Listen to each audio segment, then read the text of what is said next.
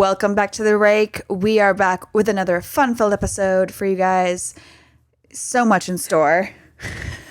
We want to talk a little bit about etiquette. Was that English? Yeah, it's close. Take two.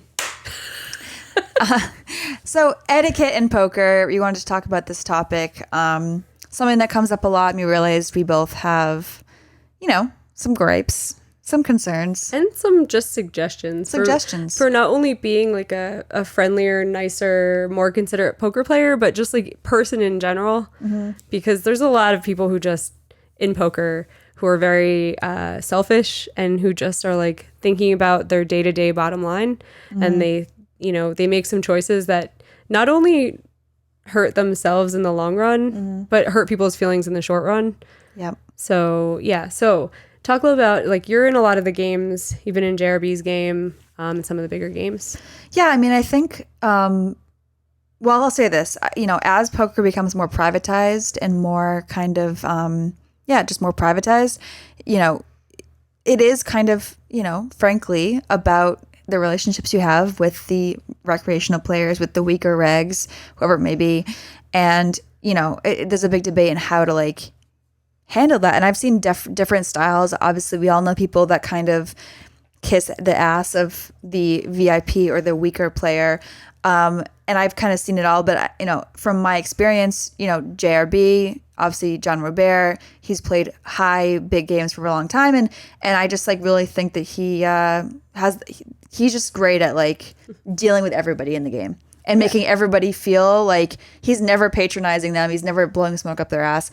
He'll make fun of them and come off like nice. So I don't know. I think that there's a way to be honest with people and not giving them attaboys. Like, yeah, like you really needed to go broke there with second pair. Like, no, like, so I don't know. I've just seen a lot of, catering to the fish. And again, these people, and especially when you're playing big, obviously they are not dumb people. Right. So they know. That's something where I've actually witnessed this a whole lot, where people think that if you're bad at poker, you're stupid. No. And I'm like, no, like this is a game, for one thing. Mm-hmm. And yeah, to be an elite player, you're probably very intelligent. But if you're not an elite player, it doesn't automatically make you a dipshit. I think that a lot of the people who play really big, who aren't elite players, who are losing in the game, a lot of them are really successful in some other aspect of life. Yeah, you have to. So they're intelligent enough to make their life work, to be able to come spend discretionary income at poker, which should be good for everybody in the game. Mm-hmm. But sometimes I think that pros look at them and think they're stupid because they can't beat a game. But I'm like, they're probably able to beat the game if they wanted to put time into it.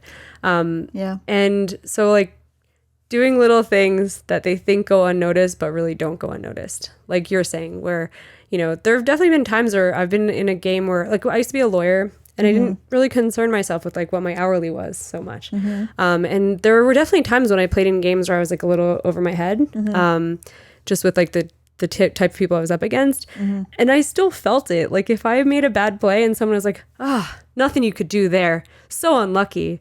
Oh, you'll get them next time. I'm just like, ugh. Like, I'd rather the person, like, needle me than patronize me. Yeah. And again, I think that most people know when they fuck up. You at least kind of, I mean, maybe I'm projecting, but when you're uncomfortable in a hand and you're not really sure what to do, when you maybe lose the hand, you usually feel afterwards like, I don't really know what I did wrong there, but I know I fucked up. Yeah. And then if a reg says to you, hey, nothing you could do there. That was great. Great play. You got unlucky. You're just like, okay, Yeah. And people aren't stupid. They pick up on that and I think that people appreciate the honesty. Mm-hmm. You don't need to. The other side of the coin we were talking about earlier is when people berate people and the regs will be like, oh, well, you suck. You should have never done that.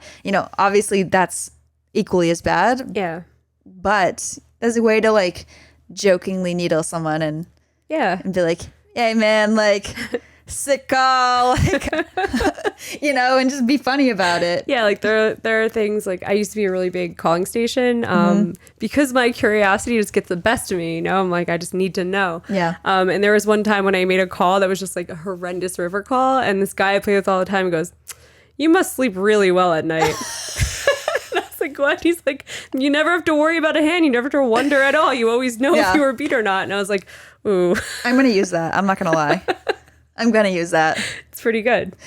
I mean, you have to feel out people's, you can usually tell how comfortable someone is, you know what I mean, with themselves and gauge. Sometimes the little people are a little bit uptight or you can tell they care about the money too much. But yeah, you know, there's people that have perfected the art of dealing with people. I don't know, it's a skill. It's a skill. Reading someone and realizing if they're the type who like to be like needled a little bit, or if they're the type that are like taking it super seriously and probably just don't say anything. Don't say if they're serious, don't say it. If they ask you, and if they ask you, hey, did I play that wrong? Be like, I don't know, man, I wasn't watching. Or I wasn't watching. That's what I love to say that. Oh, I tuned in at the end there. It seemed I tuned in at the end. That's one of my classic lines. I don't even have to lie. I'm always just like, I was on Twitter. Yeah, exactly. Oh, I'm out to lunch. I'll say that too. But yeah, I think it's weird. I kind of understand that if you're asked, if you're put on the spot, like, hey, was that good or bad? Like, I don't like telling people when they made mistakes. And I feel like it's like, okay to be like, I don't know, it can't be too bad or something like that. But the people who go out of their way to lie, I'm like, what are you doing? I know I messed up.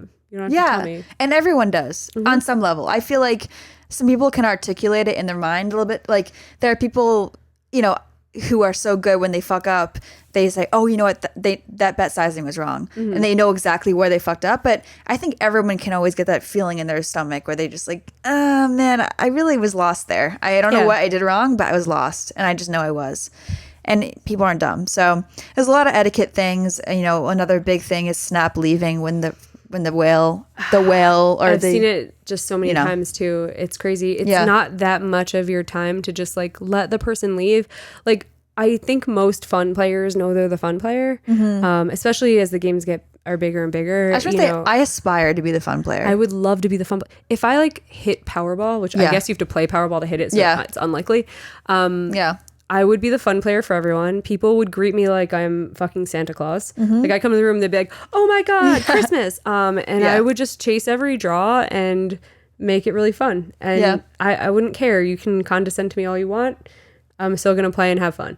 And I feel like I know players like that still get turned off by things that are said to them because they just don't want to be made to feel stupid. Well, at the end of the day, no one wants to be made to feel stupid. And they're happy to lose and have a good time because, I mean, money means nothing to them. But the minute they feel like you think you're better than them, hey, they're successful in doing this for fun and you're grinding it out. So I want to tell that to some rigs sometimes. I'm like, dude, I don't know. They have something figured out because this is their discretionary income. Yeah. I mean, poker's a lot of work. You know, if they wanted to get good, they could. Yeah. I'm sure. Also, there's a lot of stuff that we do for fun that like if people judged us by how good we are at them, it wouldn't be fun anymore. Like I like to play pickleball and tennis and soccer and stuff like that. And I'm like, I'm not 21 and on a national team for soccer. Yeah. Like there are people who like scoff at my ability at this point, you know, but it's worth doing. It's entertaining. And like life isn't just about like working and accumulating money. Yeah. So I think people should just treat players who like play for fun with a little more respect. Because, you know, they're the ones who are like helping you live, you know, like making it so that you get to play a game that you care about for a living. Yeah. And when the quote unquote fun player leaves, you know, don't snap rack. 5 minutes. 5 minutes. And, you know, we were talking about this earlier, but, you know, I have a little bit more of an ego problem than Jamie. And I hide my ego problem much better than Marle. No, I do. I get into ego wars. And I just kind of feel like when people snap rack when the worst player at the table leaves, it's kind of like it's still not unbeatable, just bad. Hey, are you scared? Don't leave. Like, you know, battle me for an hour. Just, you know what I mean? If nothing else, to make it look good. But also, like, are you scared? Oh, you're scared to battle me? Like, and I love to kind of like egg people on and just like whatever. That's the degenerate in me. But yeah, I was at a game at Borgata so a long time ago, but we were just playing 5-10 in the back, and there was a guy who probably lost 10K in a 5-10 game, like an incredible amount of money for 5-10. And this is not like a 5-10, 25-50. We were playing 5-10. This dude is just torching money, and he made dinner plans. So he's like, okay, at 7, I got to go for a little while. And at 7, it was a shorthanded game. The other people just like stopped playing. And I'm looking around, I'm like, wow. We're all kind of reggy. You know, no one here is winning a whole lot or losing a whole lot, but like, are you really going to make this guy feel this bad? because it's just what it's saying. It's like, it's not even worth playing unless you're here torching your money. And I'm like, that's the kind of thing where I'm like, it's not just about your bottom line either. Like, yeah, you're going to make more money with this dude in the game, but you're not losing that much in the hour or two that you just sit there and play. But like, the more important thing is like, why make someone feel bad? Like, when you can just sit here and play, you're sitting here not playing. You're wasting your time anyway. And there are people who just would like go mill around until the guy got back, and like, so he came back to a game of stacks with no one sitting there, and then like he sits down, never comes back, and I'm like, oh my god, I'm like, this is the most like backwards thinking. Like he stayed. Yeah, like this is the kind of thing though, like you play and then you might not want to come back. And I hate that. And you know what? Honestly, I just feel like you must think I'm so good that you're afraid to play me for an hour. Honestly, come on, man. Like let's bat a little bit. You know, I'm not Tom Dwan here. I'm not fucking like, Ivy. Come on. It's just like team against one. Also, I hate it. Or it's just like at least play each other. I don't know. Everyone's beatable. You know, look, everyone has leaks. Everyone's beatable. I think a lot of regs compartmentalize people into like fish or reg, and a lot of people will be like, "Is he a reg?" Oh, okay. Not all regs are the same. Yeah. Everyone has leaks. I certainly do. I'm definitely not. You know, the best reg in Vegas, and so, you know, figure out what they are and then bet on me. I experienced that. I had told you earlier when we were discussing this pod that like I had played this tournament. That's a notoriously reggy tournament at WSOP. It was the marathon, and it's a $2,600 buy-in, super long structure, a lot of chips, and so it does tend to get tougher the deeper you go because the structure's so good. Like the good regs will win out. And I played a hand where a guy just like threw so much judgment at me, and he was like, I turn over my hand at the end, I win the pot. I guess his feelings were slightly hurt, and he just goes, I just knew you'd be too wide in that spot. Like you just always are. Like some stupid comment where I was just like, what? Like, and it made me think about it though when I was building my schedule the next year, and it would be something that I didn't even think about really. But I was thinking, I'm like, oh yeah, that was at table. Oh, that was like a really reggy tournament. And I remembered it, and I took it off my schedule for like another 1K at the win or something instead. And it was just really funny because I'm like, in some small way that like made me remember it and remember like, I didn't really enjoy that tournament. That was kind of a hard tournament. I think I'll take that one off. And I'm like, I'm someone who plays a lot of poker. That affected me. And like one comment affected me. I'm like, if people are doing this to like the so-called fun players or whatever, everywhere, like everyone who's made comments like this has affected someone else's bottom line. Like someone was probably going to win some chips off me in that tournament. That was a pretty tough tournament. But I just didn't play it. I was like, there's better places for me to put my money there. So, you know, if you've talked some people out of playing tournaments, out of playing whatever, you know, the higher stakes cash games, because you've told them they're unmatched by your actions, you're not only being an asshole, but you're like hurting your own bottom line in the future. Yeah, I will say I see that more with like mid-level regs or like mid-level players. Like, this is my world, dude. I'm mid-stakes and like... I'm not saying everybody, obviously, but I'm saying like you don't really see... Not that I play super high. I have a little bit, but like it's rare that you see like a top level like elite player ever make a snide comment, because they're just professionals. Yeah, the ones who do it are doing it to each other in games they play with each other all the time, and it's like a joke. Well, it's insecurity. Yeah, like like if you're a 2-5 reg and you're like a slight winner, like a bad 2-5 reg, and you're like winning a little bit, you need to feel better about yourself, validate yourself by putting other people down. People who don't put people down, they don't need to validate themselves. You know what I mean? Like, so I agree. You know, so. You know, I think that's something I try to remember is like, I try to like act the way like the best players I think are act, and they're professionals, and they just don't, they never let anything get to them. Honestly, they're robots. Yeah. Seriously. Like, so like, it's crazy. Some of these guys, they just let it all roll off. Yeah. It's great. It's kind of weird because it like spills over onto online poker too. I'll be playing online and I find myself like not reacting to some horrible beat, and I'm like, oh, wait a second, I'm on my own couch. I could be like, fuck. Yeah.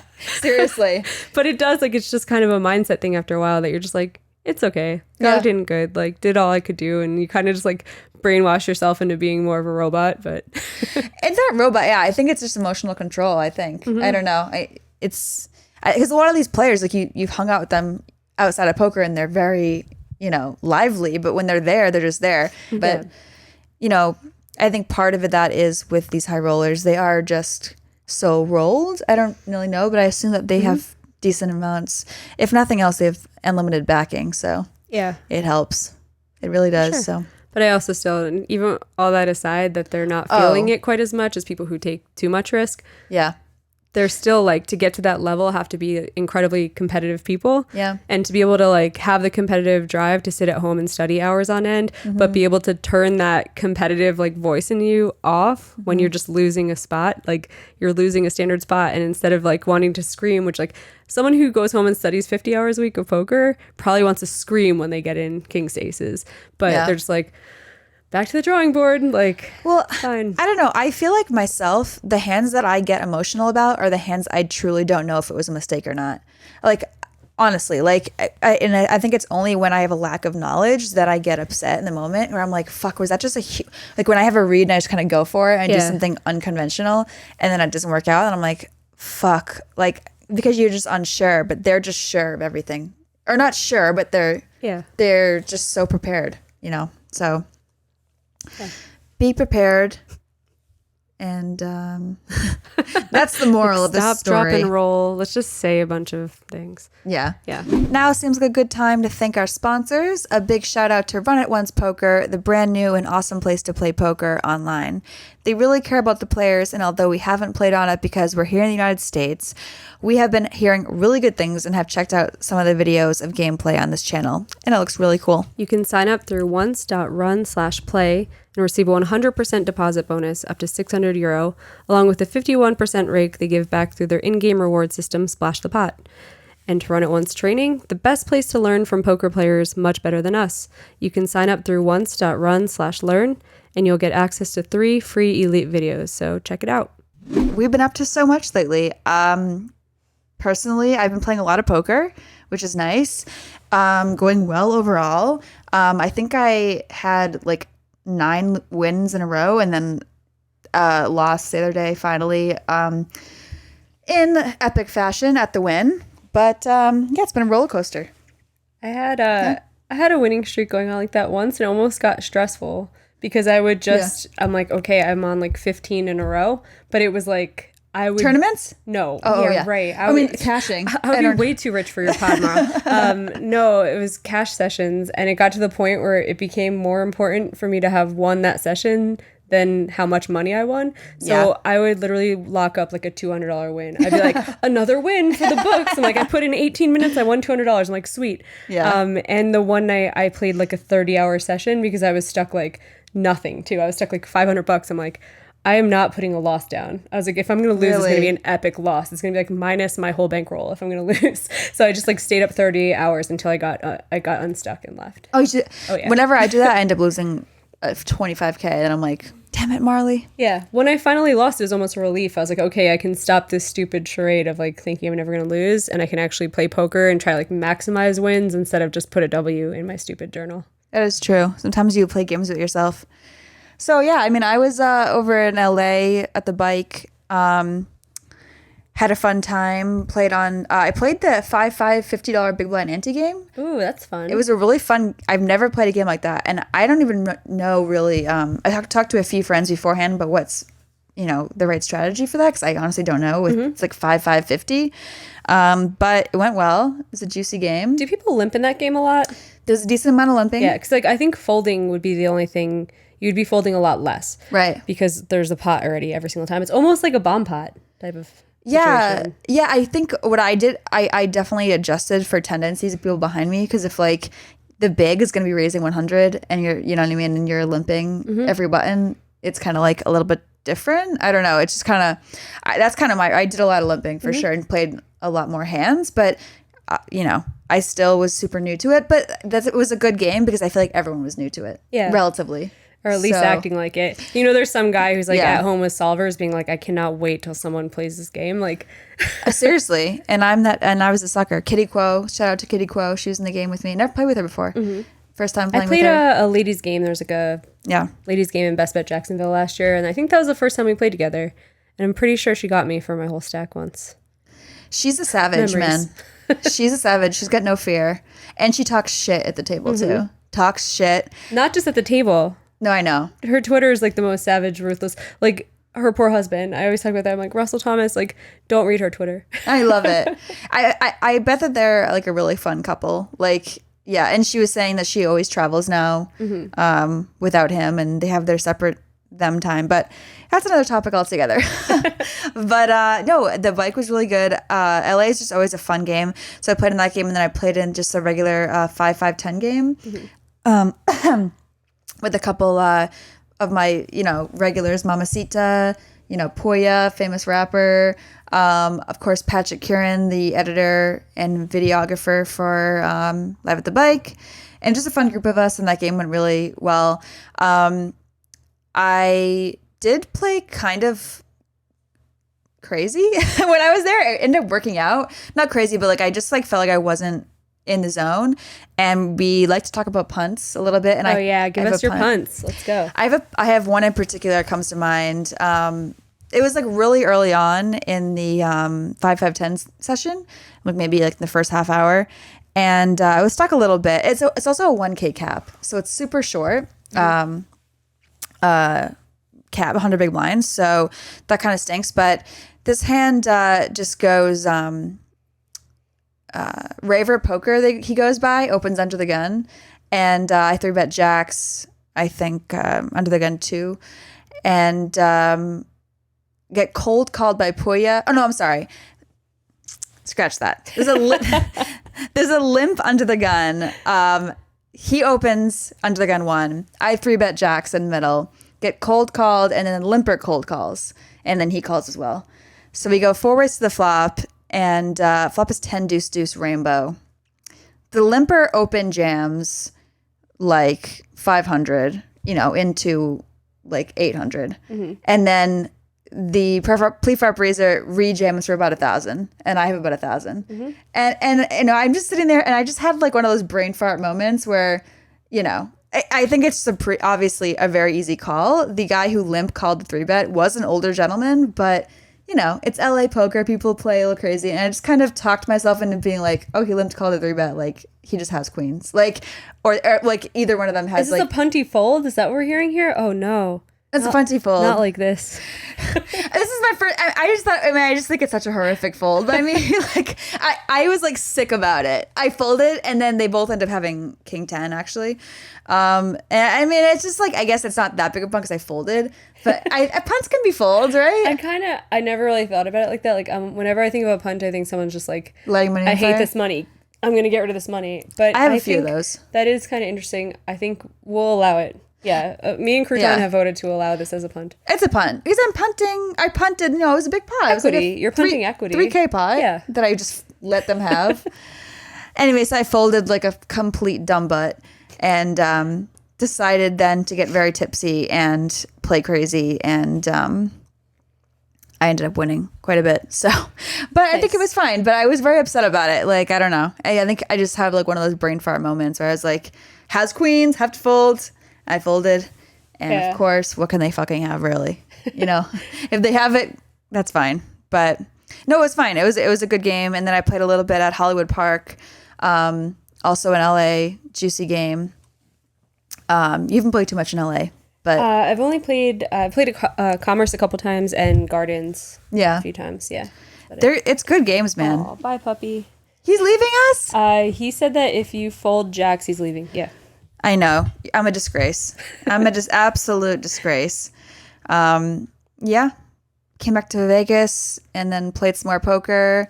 Sorry, I feel like I'm rambling about my poker sessions. Give us the rundown. This is the scoop. And played a little bit at the Win in Aria, and battled with a Vegas legend, Kim Lim. If you haven't followed her on Instagram, you're missing out. She posts some epic chip stacks. And yes, I'm a huge fan of Kim. I think you should also follow her because she'll give you actually what poker is like. Yeah. At high stakes, where there's people who post the chip stacks. They're like, look at me, always winning. Poker is great. No one's always winning. No. Ever. And, some people will hit a huge tournament score or have a huge session, but they're not winning 100 of 100 sessions. Kim will post when she's like, all right, guys, I'm about to go jump off the Cosmo. I'm stuck 100K. She'll post real stuff where, as it's going on, it's 8 a.m. She hasn't slept in 2 days. She's posting about that. So, she gives you a real look at what grinding in Vegas is like. And she's been through it all, honestly. She's been around forever, although she's young. She's probably 32, I want to say, ish. And she's young, but she's been like, you know, done everything, played high, low, staked on her own money. Mm-hmm. She's had some crazy like harassment stories. So we have to get her on the pod at some point. She really is like, yeah, I feel like a legend. So you guys can let us know what you think, but I had this idea, and I think you're on board-ish, for like a pajama podcast where once every so often we get one of our female pros on the pod. Yeah. And we just grill them about things that aren't exactly poker related. Kim is like a perfect first person. She's perfect. You know, our audience is obviously 98% male, so I'm just going to have to say we're not going to do pillow fights in our underwear. We're not going to do that, and it's not going to be sexual. We're not going to do that on the pod. Exactly. As soon as the pod's over, that's what we're going to do, so watch. You never know what's going to happen. Anyways, she got me the other day. She owned my face a bunch, and not too many punts for me, but I did lose a decent amount to her. But she's aggressive, man, and it's a crazy game here at the Wynn. So Vegas games, I think, are tough right now. Yeah. So it's weird. I moved here a year and a half ago, and I don't feel particularly motivated to go grind cash games most of the time. When I go on trips, I play a lot of cash. Like I'm going to Tulsa this weekend for a Run Good Gear series, and if I bust the main, I'll go play cash because I just know it's going to be people drinking and like playing loose, and there's opportunity there to actually make money. I kind of feel like when I grind around here, unless it's like a Friday night or a Saturday night, it's like a little bit boring. There's a lot of grinding and not a whole lot of action. Yeah. So. Yeah, it's crazy. I kind of feel, I don't know, I kind of like playing against good players sometimes because I'm just like, all right, I'm just going to like, this is a good chance for me to like actually try. I don't know. So that's where it's weird. I'm like, maybe I'm just jaded. I've been in poker for so long. I prefer playing against very bad players. No, I do too. People who are just like drinking and loose. I feel what you're saying. Like if it's someone good and loose, I don't mind those people. Like the action givers, the ones who are like better players than me, but they're more action. I never mind them. Yeah. But the people who just like grind and grind and grind, and they're just like good players and grinders, like ugh. Or and like are awful people to be around. But there's like a few like, you know, just at the Wynn, you know, shout out to some of the Wynn regs who've been playing that game for a long time that are fucking really good. And if I was playing them shorthanded, I would get destroyed. But I know they're just like fun. I mean, I just like enjoy it. I enjoy the battle. And I think that we're a little bit different in a sense. Like I have a little bit of an ego problem. So I'm just like, I'm always just like, okay, like let's go. Worst case scenario, I learn something and I like get better because I just like see some shit. I mean, I get better a lot from seeing good people play or playing against them. Because I'm like, oh wow, you just owned my face there. Oh, I see what you did there. And I'm just like, fuck, I need to start doing that. You know what I mean? Or like that felt really shitty when you just fucking like overbet. And I was like, what can I call with here? You know? And so I'm rambling, but games in Vegas are tough, but fun sometimes. Yeah. I'll let you know after I get back from this Tulsa trip though. Yeah. I'll let you know. I really like the like older guys with like the drawl that are like, you got it. I can't even do it. I won't even try to do an accent, but I can't. I'm never gonna bother.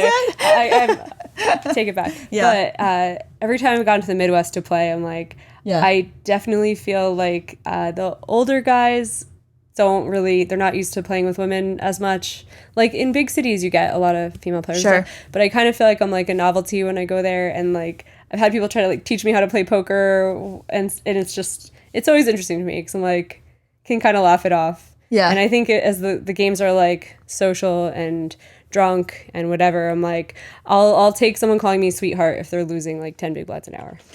Yeah, for sure. So what's going on there? It's just a big tournament series or? It's just the Run Good series. So you got to come to one at some point. He's back. And what's the casino? It's at a Hard Rock. Nice. Hard Rock Tulsa. So yeah, it's always nice to be at a Hard Rock. And you're just playing, not commentating, nothing. Just playing. Yeah, which is nice. Like this whole week I've been commentating the Poker Masters, which is a really good job. I really like it. And I got to commentate on like, it's pretty much small fields or like 40 people, 50 people. But they're all the elite players. So you get a final table of just all end bosses, and then you see what they do to each other. And it's like very, very interesting. Today I commentated Elio Fox actually opened an 8 big blind stack with Queen Jack off and got through because everyone is just like okay, you're going to min raise on an 8 big blind stack. Yeah. Like, of course you have kings or aces, and ace 10 makes the fold, and he just has queen jack.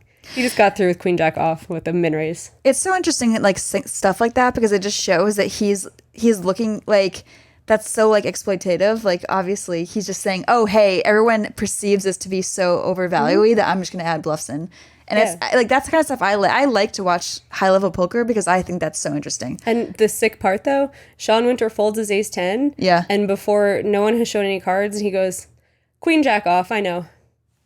And I'm like, then why'd you fold? What? Why'd you fold? Because there was ICM pressure on everyone. So like Sean had also been short. Sean, Elio, and another player all had like crazy about 10 big blinds, like 8 to 10 big blinds. Yeah. And he's like, well, I just don't want to call off. Like I'm going to find a better spot to get this in. And to me, I'm just like watching this thinking, yeah, I play a lot of poker. I usually know what's going on, whatever. Crazy. And I'm looking at this and like, why do you do that? I don't know what's going on. I'm like, I end up just like jamming the queen jack and being like, let me see 5 dealer. Yeah.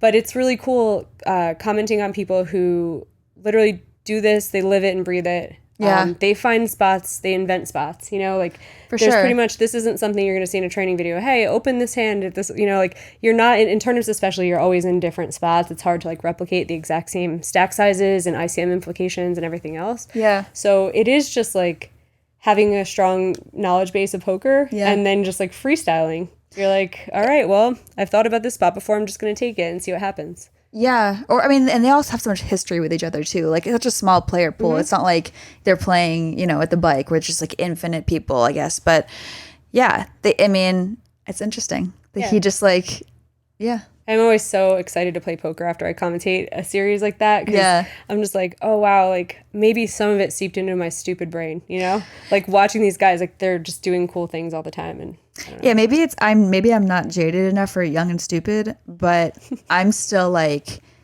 I don't know. When like a lot of people will see stuff like that and be like, "Oh, poker's dead. Everyone's just so good. Ugh, like how? Oh, look, they're just so good. Ugh." But I see it, and I'm like, that's fucking cool. Like that everyone's it's still just evolving. Like I think it's. Oh yeah, and I always will. You always have to keep up with it, and I think it excites me honestly, and you know. All right, guys. Well. That's all for us this week. Hope you enjoyed, and we'll be back next time with some more fun poker content and guests. Yeah.